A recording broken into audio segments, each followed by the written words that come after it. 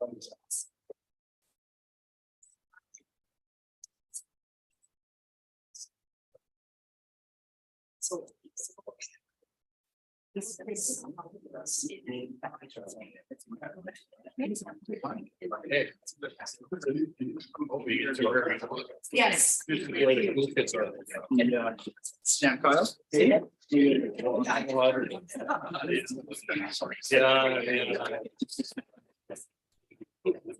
Slow down. Okay, and we are live streaming. Mics are live. Mics are live. I still got 1 minute. Do we have everybody here? Oh, there. Aha.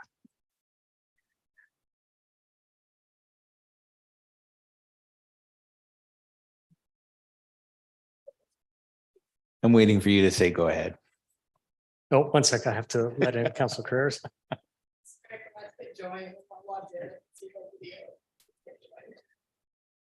Okay, it is 7 o'clock. It is 6:59. My clock says 6:59. Really? Yours is 7? Oh my gosh. Now it's 7. There we go. Good evening, everybody. Welcome to the public hearing for April 18th, 2023. As we have quorum here, I will call the meeting to order. It is officially 7 p.m. Mr. Havlick Windsor, can you please provide an overview of the public hearing procedures? Thank you, sir. This public hearing is being held pursuant to sections 464 and 465 of the Local Government Act. Public hearing is being live streamed and recorded and will be available to the public for playback on the city website in accordance with Council Policy 3.12. The purpose of public hearing is to allow all persons who believe their interest in property is affected by the proposed bylaw a reasonable opportunity to be heard or present written submissions respecting matters contained in the bylaw that is subject of the hearing. Council's role in a public hearing is to listen. This is not a forum for debate or comment by council, nor for gestures or remarks of support or opposition from council. All persons who believe that their interest in property is affected will be asked to provide their name and address, and that's city, for the record before beginning their remarks. To give council an idea of proximity to the application, I would ask that later on, if you could present your address to the corporate officer so we could have it on our records, that'd be great. And for members who wish to speak, if you could either click the microphone button on the portal or approach the podium, then you could be put in the queue. If you are participating electronically, register as a speaker by raising your hand, turn on your camera, and clearly state your name and city of residence. So we will have some presentations from planning, and then we will go through each item, how many correspondence items were mailed out and received. Thank you very much. Before we proceed, I'd like to acknowledge that the city of Maple Ridge carries out its business on the traditional and unceded territory of the Katzie First Nation and the Kwantlen First Nation. We can go to the first item, application 2020-296-RZ. And Mr. Thorne is going to be doing this presentation.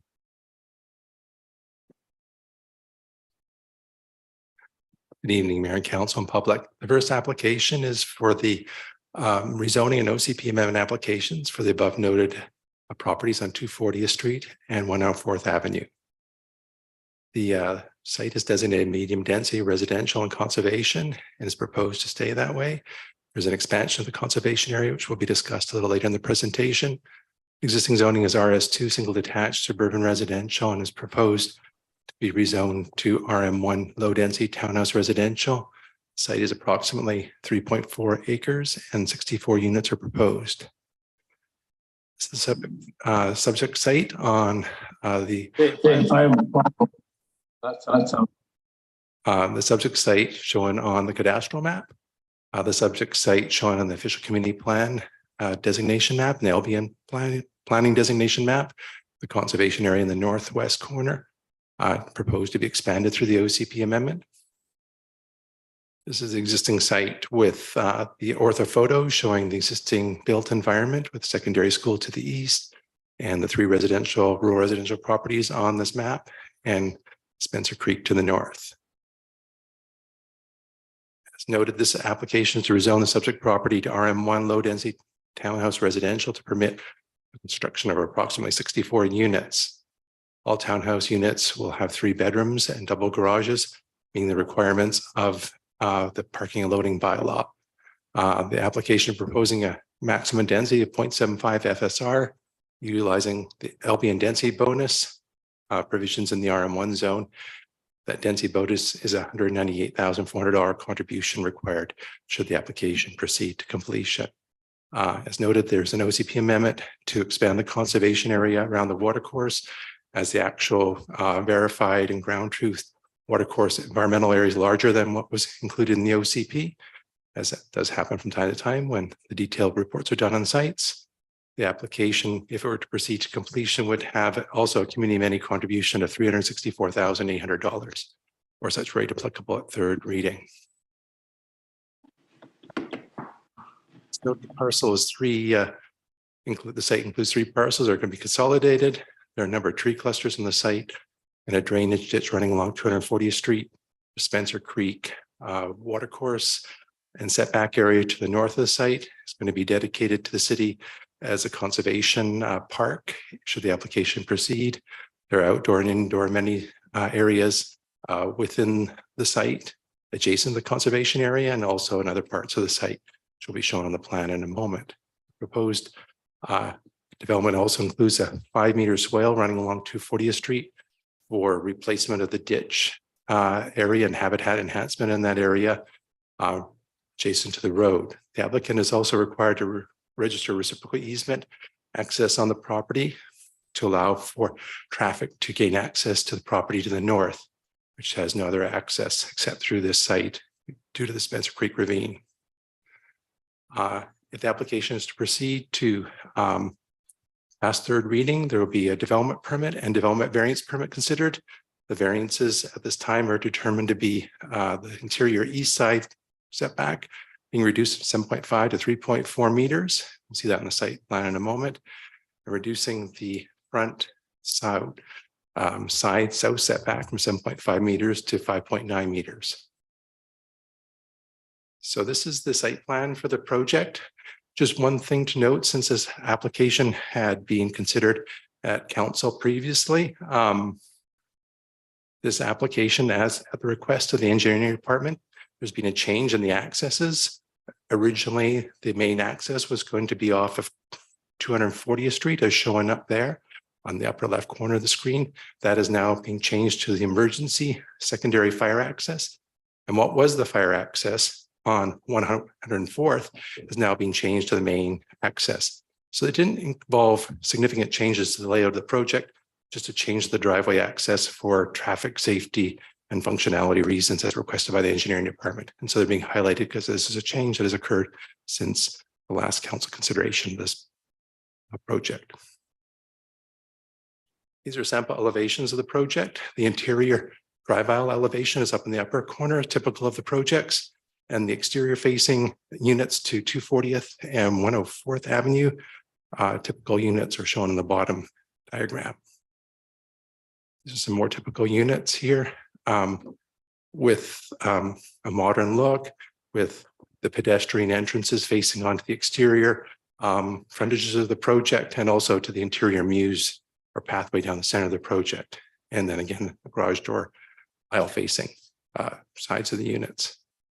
So this is the landscape plan of the project, just showing the units facing with the pedestrian entrances towards 240th Street, 104th Avenue to the south, and to the pedestrian mews or pathway to the center of the project. To the north is Spencer Creek and the environmental conservation area that's being dedicated as park, and then outdoor amenity area and the indoor amenity building, which would have approximately 2,000 square feet of floor area. So the terms and conditions are quite long and are before you, but as it's a public hearing, I'll do a brief summary. As part of the consideration of this application, the regional district, the local government is required to undertake consultation as outlined on the screen. And having considered that consultation and the Local Government Act, there's consideration on no further consultation being required aside from this public hearing and the information on the city's website along it for an invitation to the public to comment. The official community plan amending bylaw, again, this is the bylaw for changing the expanding the conservation area, requires consideration with a capital expenditure plan, a waste management plan, and to be considered consistent with those plans, and it has been considered to be consistent. And this bylaw, CP amending bylaw for the conservation area, has been given first and second reading and forwarded onto this public hearing. So the zone amending bylaw was given second reading and as amended on March 7th and forward to this public hearing also. And the terms and conditions are basically the registration of a service agreement and covenant as standard for projects. Road dedication on 240th and 104th Avenue is required to widen these roads. Park dedication as required, including the multi-purpose trail construction and removal of debris in the Spencer Creek corridor, consolidation of the 3 parcels, restrictive covenant being registered as a geotechnical report on title, and a reciprocal cross-access easement to give access to the project or the parcel to the north, should that develop into a townhouse project or another project, as it has no access to 240th due to the Spencer Creek ravine. The registration of a restrictive covenant for stormwater management and removal of existing buildings. Also confirmation that there is no underground fuel storage tanks that would be a hazard to the project or to proceed, and the contributions as outlined above, $364,000 for the community amenity contribution and the LB and density bonus contribution of $198,400. Mr. Mayor and Council. Thank you very much, Mr. McMullen. Mr. Havlick-Windsor, can you please confirm whether the statutory requirements have been met? Thank you, sir. Yes, they have. This has been posted in the April 7th and April 14th editions of the local newspaper, and 143 notices were mailed out and 0 pieces of correspondence were received in relation to this application. Thank you very much. Does any member of the public in chambers or online wish to comment on this item? This is the first call. Nobody's online. No. Oh, you can come up to the podium, please. And if you could please state your name for the record when you get to the podium and city of residence. And I can grab your address after.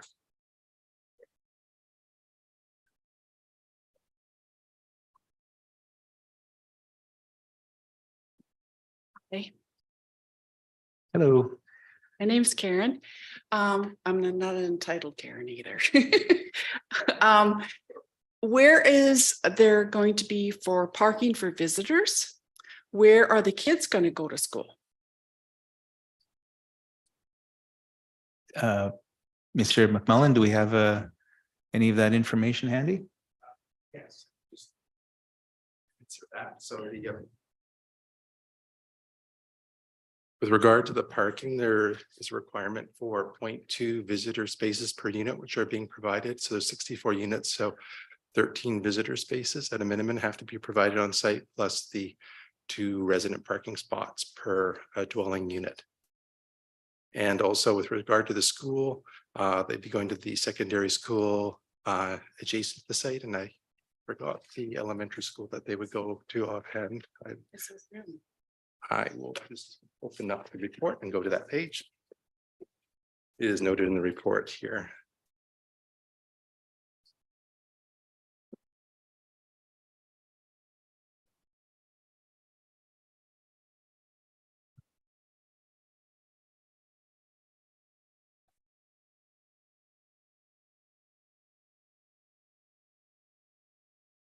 Bear with me for a moment.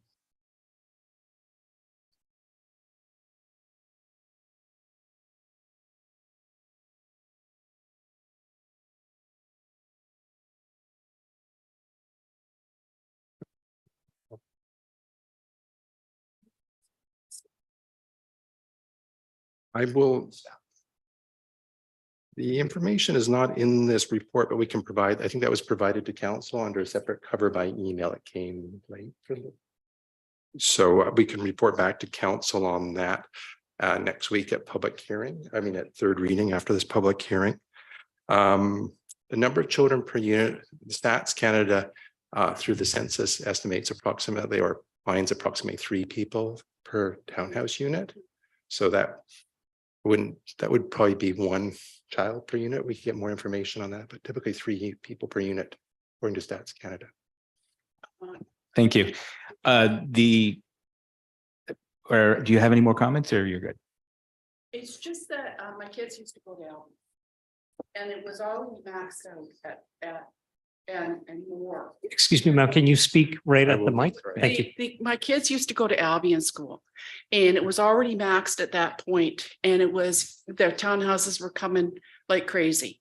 And there was no room at the school, so they built another school. And I think that they always do it like backwards when they do the math for where the schools, there's enough room in the schools. They always have to have the heads before they make the building, which is backwards. And I'm just worried that these kids are going to have to be bussed out to go somewhere else, or because they won't be able to walk to school. They won't be able to go to the school in their catchment. There's just no room at the inn. Okay. It's just a consideration. Is anybody thinking of all these things? Yeah, we all want to have a place to live, but the kids got to go somewhere and they got to play somewhere. And I'm glad you're doing the green part there. That's good. Okay. Okay. Thank you very much for your feedback. And ma'am, if I can get your full name and your address right over here, you could write it down. Is there anybody else who would like to step up and have comments or comments? And nobody's online? No. Calling for a second time. Anybody in chambers like to speak to this matter or online? Seeing none. And I'll call for a third and final time. Anybody would like to speak to this issue? Seeing none. I will call this public hearing item closed. Thank you. Mr. Havlik-Windsor, can you please introduce the second item and confirm whether the statutory requirements have been met? Thank you, sir. The next item pertains to a property at 21585 River Road, and it is a rezoning from RS1 to RT2, and it's to allow the future construction of a 4-unit courtyard residential complex. Initially, we did have an error in one of the ads that went into the newspaper. It was corrected. The typo was that it was 47 units. It's actually 4 units. And the correction also went out to all of the mail outs. There were 21 notices mailed out, so they all got the correction as well. And Mr. McMullen is going to be doing this presentation as well. Thank you. Your worship and council. The application here at 21585 River Road is for zone amending bylaw 7541/2019. The property is designated urban residential and is zoned RS1 single detached residential. Proposed zoning is RT2 ground oriented residential infill, and the site is approximately 0.3 acres. 4 units are being proposed. This is a subject site at the intersection of River Road and 216th Street. This is it showing it on the OCP land use designation map, showing it as urban residential. All area around is the same designation. This is the subject site on the ortho photo showing the built environment around, being mainly single family homes. It's noted that proposed rezoning is to rezone the site from RT to RT2 ground oriented residential infill to permit the development of courtyard housing containing 4 units. The urban residential designation supports this rezoning, as it's also on a major corridor, being both River Road and 216th are major corridors, which allow for rezoning for this RT2 use. The density of this FSR is at 0.75, which complies with the maximum provisions in the zoning. The development meets the requirements of the parking and loading bylaw with a total of 9 spaces. And bicycle parking can be accommodated in the detached garage for each unit. The application at this time is seen to be proposing several variances. These will be confirmed precisely if this application to proceed to development permit and development variance permit and be considered by council at a future meeting. The setbacks at this time proposed are reducing the front lot line setback from 6 meters to 4.5 meters, and reducing the lane setback from 7.5 to 3.43 meters, increasing the building height from 8 meters to 9.41 meters, and relaxing the road standard on River Road from 20 meters to 18 meters, which the planning department is being in consultation with the engineering department on the road standard relaxation.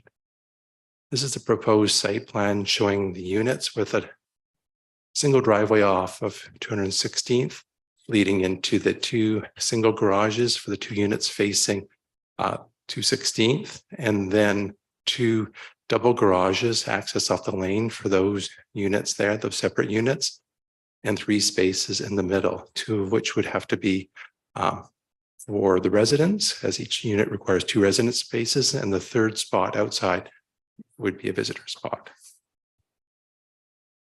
These are the elevations, which show a new traditional look with hardy plank siding, horizontal siding, and shakes shingles, and with quite a steep pitch roof. And the side elevations of the units in the similar style. And more elevations here of the units, and the interior courtyard units are facing in the lower right-hand corner, and the other side units are facing to each other within the project. And this is a conceptual landscape plan showing the 3 buildings, the duplex, if you would call it, building at the front with the driveway, and the 2 single unit buildings at the back with the parking spaces, exterior parking spaces off the lane, the 3 of those, and then interior amenity area and garden plots on the west side of the main area next to the parking. This application was given second reading as amended on March 7th and forward to this public hearing. And just to summarize the terms and conditions, there would be the requirement for rezoning servicing agreement and security as outlined in the agreement, approval from the Ministry of Transportation and Infrastructure as it's within 800 meters of low heat highway, road dedication on River Road 216th in the rear lane is required. Registration of restrictive covenant for the geotech report on the stability of the site, and restrictive covenant also being registered for stormwater management and the removal of existing buildings. And also just confirmation that the site does not have any underground fuel storage tanks as a standard, and a voluntary contribution under the community amenity contribution policy of $17,100 should this application proceed through to adoption, Your Worship and Council. Thank you, Mr. McMillan. We'll now go to public input. Does any member of the public in chambers or online wish to comment on this item? Seeing none, I'll put out a call for a second round. Does anybody in council? Sorry, go ahead. This is okay. My name is Peter Reed. I live at 21466 River Road. I'm opposed to this development as opposed. Densification is inevitable in our growing city. I'm not against that, but it should fit the character of the existing neighborhood, not detract from it. Height restrictions be maintained to ensure privacy, should not overload existing infrastructure, and it should not hurt the value of existing older properties. OCP Principle 6 states the community recognizes the need to foster the history of Maple Ridge and enhance historic areas. And I feel that River Road is one of the historic areas if you look up and down at the houses, especially at that end of River Road. While River Road is a collector, it's one of the oldest roads in Maple Ridge and already cannot handle the existing traffic. It cannot be compared to Low Heat Highway, Dewdney Trunk, or 128th Abernathy Way, the other east to west corridors. River Road cannot be widened without major expropriation. The River Road is quite unique from that point of view. The OCP community character states citizens have stated that Maple Ridge's character must be protected and enhanced to avoid becoming like everywhere else. And of course, infill is like everywhere else at this point. By encouraging new residential development, the OCP states, to the town center, through compatible infill and area planning, the shape and character of our neighborhoods can be retained. But it states development to the town center, and I don't really see River Road as being town center, nor a major corridor suitable for this proposed density. The traffic and parking is a major issue.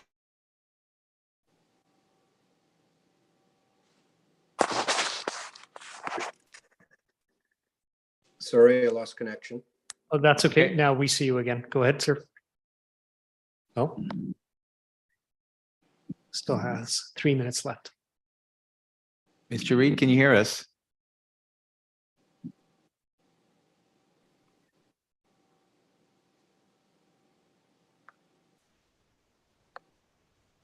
Is it a technical issue on our side or on connectivity side?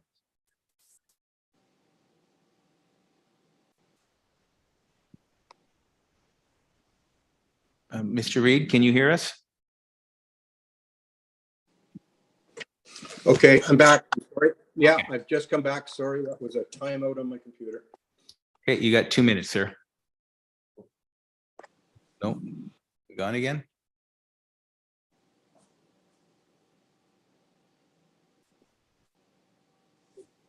We have 2 more rounds. Yeah, we have 2 more rounds. So, oh, Mr. Reed, Your audio is not on, sir.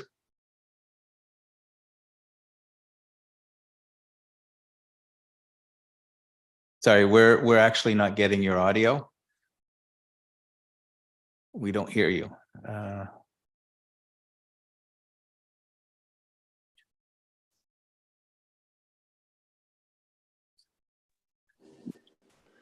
Are we back yet? Oh, yes, now you are. Oh, my goodness. I'm very sorry about that. It's okay. Very sorry. So I was basically, if I may continue, I was basically stating that the River Road's not really seen as a town center, and traffic and parking is a major issue on the road, as there is no real street parking in this area. I have seen the plan you just showed, and the what surprised me was that you're actually utilizing the alleyway into it, and it's something I hadn't considered. I'm not sure whether that alley is going to have to be better developed for it. It's a rather narrow gravel alley right now, but I'll move on from that at this point. To maintain the character of River Road neighborhood, all new developments should have a driveway to service each building. It appears that this has done that utilizing the alley. Prior to seeing the alley, I wasn't quite in recognition of that, but it is still quite dense compared to the rest of the areas. The overhead photograph showed it's all single family residential detached units all around this. I'm gonna put you on hold there for a moment, Mr. Reed. Your time is out, but there's a second round. So I just need to check to see if there's anybody else who wishes to speak in this round, and we'll get Certainly. back. Okay. So this is the final call for the first round. Anybody else wishes to speak? Seeing none, we will now move to the second round. And I assume, Mr. Reed, you're good to go. Thank you. Just about wound up.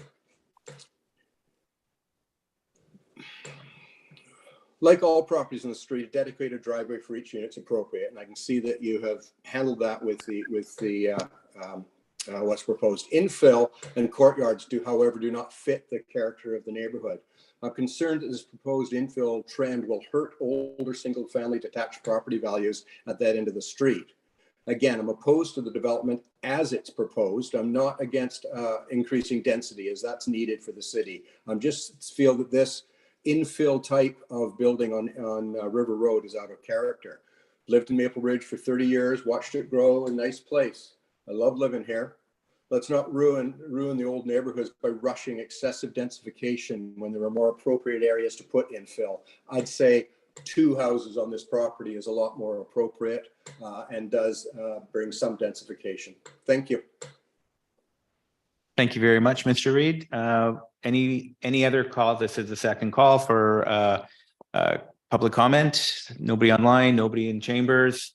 Thank you. And we'll go to third and final call. Is there anyone wish to speak to this this matter? Oh, we have Mr. Wallace. Yes. Hello? Go ahead, Mr. Wallace. You have 5 minutes. Okay, you can hear me? Okay. Yes. Okay, I guess the first thing I would like to bring up is your policy number 6.23 from March 23rd, 2004. Do you have that available? I don't have that handy, but your comments will be documented. Okay, well, you can look at 2004, you can look at the one from 2008 from Golder and Associates, and also the one from April the 10th, 2019. 2019 about the Fraser River Escarpment area. Are you aware of that? Yes, we are aware of the FRE. Please go ahead. Okay. Do you know where it runs from? Again, sir, you feel free to put your comments down on the record. Okay, it runs from 207th Street to 224th Street and all the way up to 124th Avenue in a fairly big square. All the way along, everywhere I look, they say you should only have single family homes in the escarpment area. Can you tell me why you guys want to approve? Like they say they went from 5 units down to 4 units, but they're still covering probably 80% of the property. Why should that occur? Well, sir, this is your opportunity to share your feedback with us. Everything that you say will be taken into consideration as we move forward. This is not really a question and answer period. Okay. And you know the the Fraser River escarpment crest of the slope has a potential. The more pressure you put on it by building more houses causes more of the pressure on the ground, which causes more of it to move out towards the river. And I guess the only other thing I can say, like, you know, it even says in your documentation, there should be no subdivisions can proceed or multiple units on a single family lot.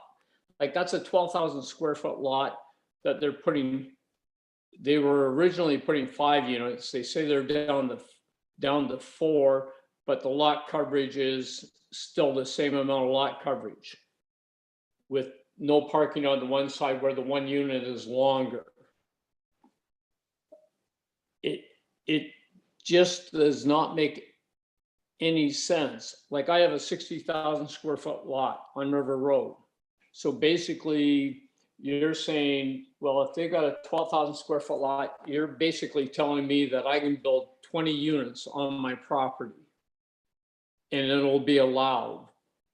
And if you can imagine the amount of pressure it puts on the escarpment, the possibility of another slide, because I think the last slide was quite a few years ago, but like, I guess the only thing I can say, I don't know if any of the mayor or council lives in the escarpment area, but if you do, which is from 207th to 224th to 124th Avenue area, if you do, maybe the next time a slide happens, we'll meet all down at the river.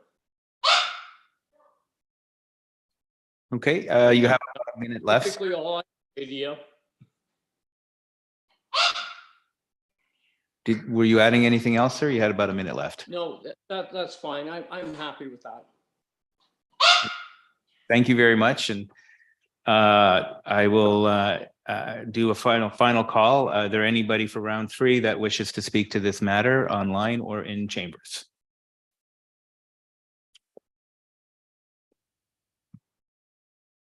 Mr. Vandenbrink?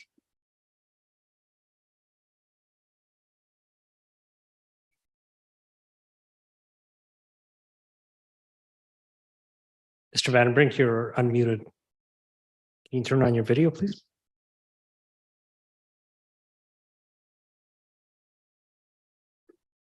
Yes, sir. You have 5 minutes. No, we can't hear you.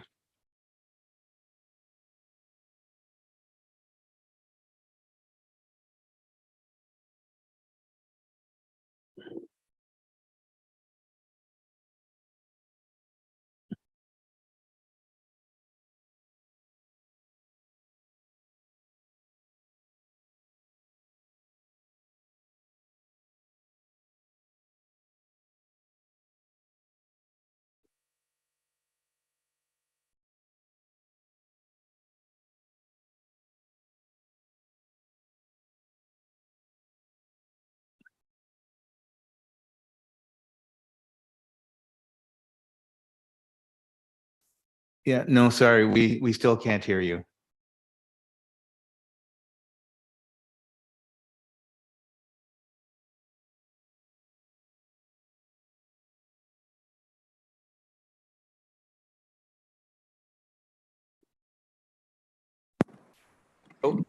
Hi, hello? There you go. There you go. Sorry about that. Next time, we're just going to come down and visit you. Good evening, Mayor and Council. My name is Paul Vandenbrink. I am a longtime River Road resident. I must say I'm very concerned about the development proposal signs I've been seeing along River Road. There's been quite a few of them lately, and they're not hard to miss. I believe there's 5 in total, where they've taken down one single family home, and there's proposals of putting 4 to 9 units to replace them. One of the things this adds is where there were 2 cars, there's probably going to be 8 to 18, and definitely no trucks. I think we've done a lot of build now and regret it later. But I think we should maybe take a closer look at River Road. What we already have is extreme traffic issues, which makes it very difficult for current residents to get in and out of their driveway safely. If at all, at between 2 and 6, we've experienced an accident leaving our driveway with my wife and daughter in the car. And this is, you're almost rolling the dice when you want to pull out of your driveway. Remind you that River Road is a collector road and was never intended to withstand its current traffic situation, let alone what these proposals will do to the future traffic situations. Pedestrian safety is a major concern, with a lack of walkability due to inconsistent sidewalks and narrow roadways. There's schools along this road, and I don't think there's too many kids that walk to and from school because they can't. It's just not safe. Lack of parking. I think we can all agree that there is no parking on River Road. And densifying, most of these infills are relying on self-sustained parking, which is not proven to work. These small bibs outside of garages, relying on parking in the garage where most people will use them as storage areas or extra living spaces.